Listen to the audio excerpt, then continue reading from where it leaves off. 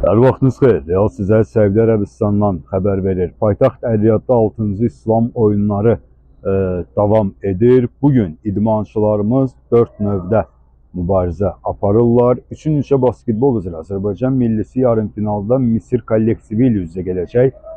Qadınlarımız qələbə qazanacaqları təqdirdə axşam saatlarında final maçına çıxacaqlar. Atletlərimizdən Əlhəm Nağıyev 200 metr məsafədə final qaçışını edəcək. Bundan başqa 100 metr məsafəyə estafet qaçışında da finalda təmsil olunacaq.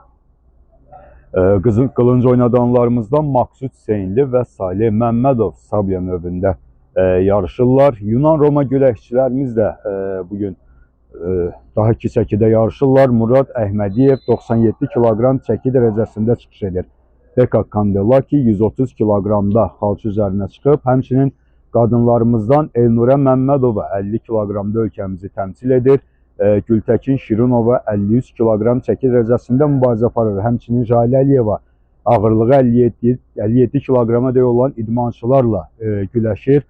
Xatırladaq ki, İslamiyada noyabrın 21-də başa çatacaq. Ötən günün yekunlarına əsasən Azərbaycan millisinin aktivində ümumilikdə 46 medal var və bu nəticə ilə də komandamız ümumilikdə medal sıralamasında 10-cu pillədə qərarlaşıb.